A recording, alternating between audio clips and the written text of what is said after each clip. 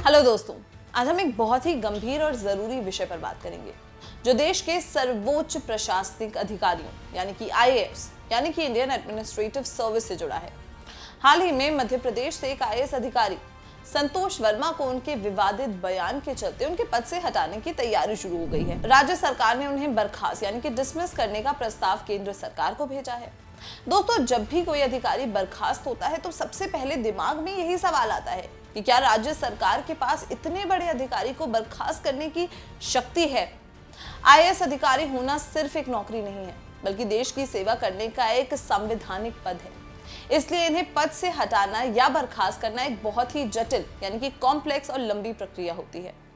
ये प्रक्रिया केंद्र और राज्य के अधिकारियों के बीच संतुलन यानी कि बैलेंस बनाए रखती है। आज हम इसी पूरी प्रक्रिया को आसान भाषा में समझेंगे।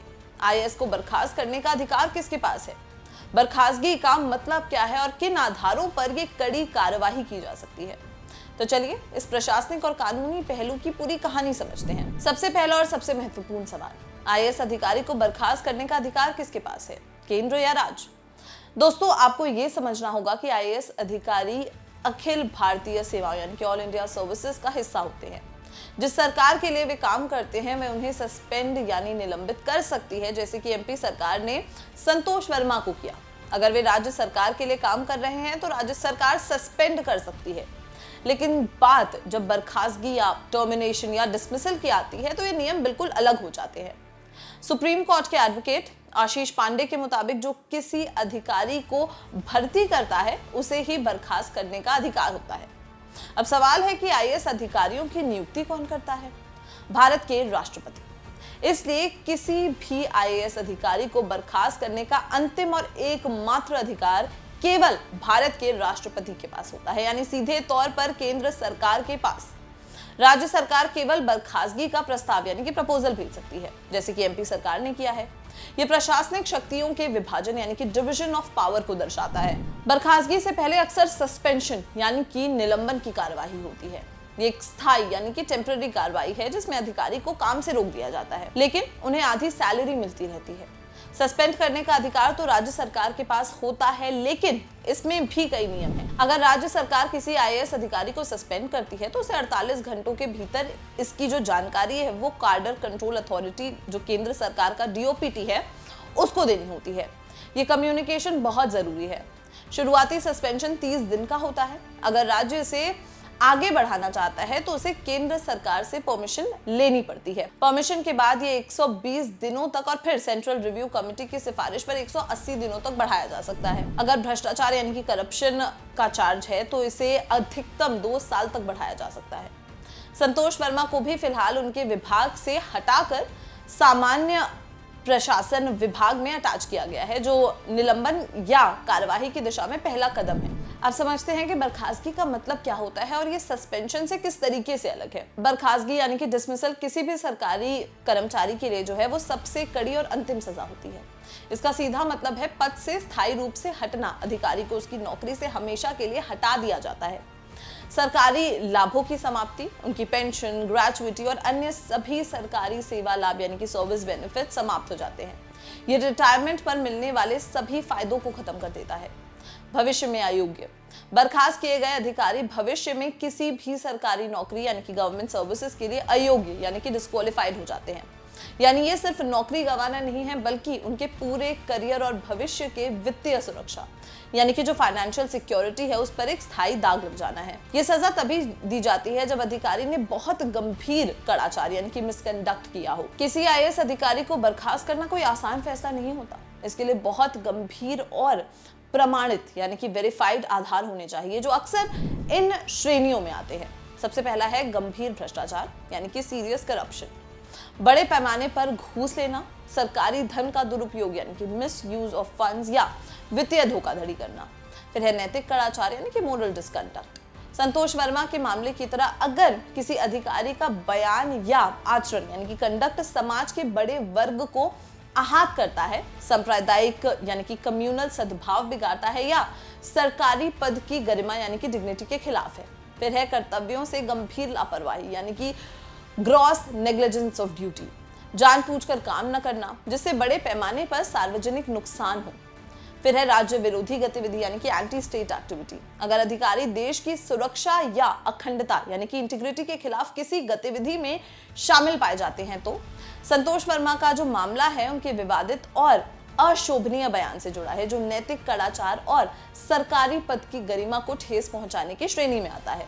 इसलिए उन पर कड़ी कार्रवाई की तैयारी है इस वक्त। चलिए अब पूरी बर्खास्तगी की प्रक्रिया को विस्तार से समझते हैं, जो संतोष वर्मा के मामले से शुरू होती है। सबसे पहले आता है राज्य सरकार का प्रस्ताव यानी कि प्रपोजल। सबसे पहले जिस राज्य में सरकारी तैनात होता है वह राज्य सरकार आरोपों की गंभीरता के आधार पर अधिकारी को बर्खास्त करने का प्रस्ताव तैयार करती है।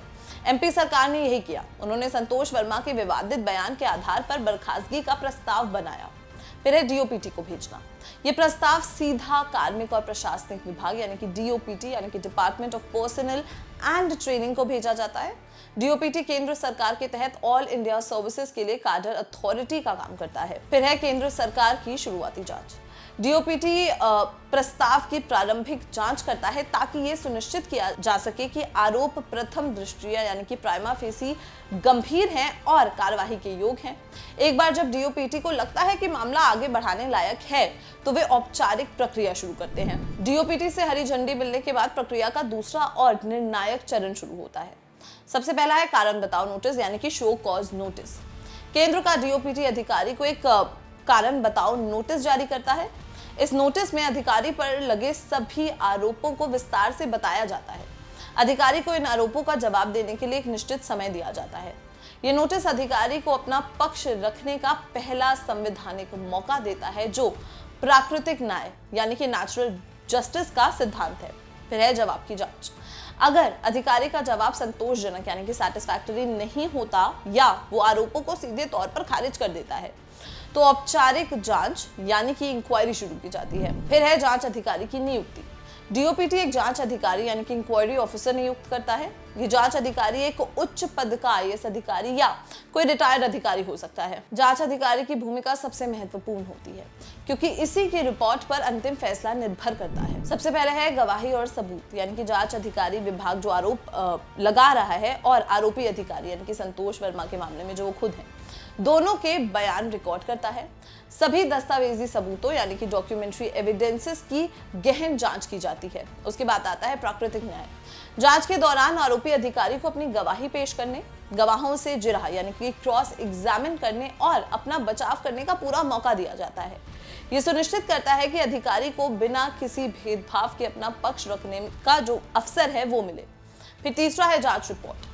सबूतों और गवाही के आधार पर जांच अधिकारी एक विस्तृत रिपोर्ट तैयार करता है। इस रिपोर्ट में ये निष्कर्ष निकाला जाता है कि अधिकारी पर लगे आरोप सिद्ध यानी कि प्रूव्ड है या नहीं। ये रिपोर्ट डिसिप्लिनरी अथॉरिटी को फिर सौंप दी जाती है। जांच रिपोर्ट आने के बाद केंद्र सरकार सीधे कोई फैसला नहीं लेती बल्कि एक और संवैधानिक कदम उठाती है। सबसे पहला है जांच रिपोर्ट डीओपीटी को मिलती है। ये प्राधिकरण जांच अधिकारी के निष्कर्षों पर विचार करता है। फिर है यूपीएससी से सलाह। इसके बाद मामलों को संघ लोक सेवा आयोग यानी कि यूपीएससी यानी कि यूनियन पब्लिक सर्विस कमीशन के पास भेजा जाता है। यूपीएससी देश में लोक सेवाओं की भर्ती के लिए सर्वोच्च संवैधानिक निकाय है। फिर है सलाह की अनिवार्य। संविधान के अनुच्छेद 323C के तहत लोक सेवकों पर अनुशासनिक कार्यवाही से पहले यूपीएससी की सलाह लेना अनिवार्य है। यूपीएससी जांच रिपोर्ट आरोपों और अधिकारी के बचाव की पूरी समीक्षा करता है और अपनी सिफारिशें देता है। ये सिफारिशें सुनिश्चित करती हैं कि कार्यवाही निष्पक्ष यानी कि फेयर और नियमों के अनुसार हो। इसके बाद आता है प्रक्रिया का अंतिम चरण, जहां अंतिम फैसला लिया जाता है। सबसे पहले आता है अंतिम कारण बताओ नोटिस। यूपीएससी की सलाह मिलने के बाद आरोपी अधिकारी को अपना पक्ष रखने का अंतिम मौका दिया जाता है। उन्हें यूपीएससी की सिफारिशों और प्रस्तावित सजा यानी कि बर्खास्तगी के बारे में बताया जाता है। अधिकारी को एक निश्चित समय में जवाब देना होता है कि उन्हें क्यों ना बर्खास्त किया जाए। फिर दूसरा है अंतिम निकाय। फिर है अंतिम निकाय। अधिकारी के अंतिम जवाब और यूपीएससी की सलाह पर गहन विचार करने के बाद डीओपीटी अंतिम निर्णय लेता है। तीसरा है राष्ट्रपति का अंतिम आदेश। जैसा कि हमने पहले समझा कि आईएएस की जो नियुक्ति होती है वो राष्ट्रपति द्वारा ही होती है, इसलिए बर्खास्तगी का जो अंतिम आदेश है वो भी भारत के राष्ट्रपति की ओर से ही जारी किया जाना चाहिए। एक बार राष्ट्रपति के हस्ताक्षर हो जाने के बाद अधिकारी की सेवा समाप्त हो जाती है।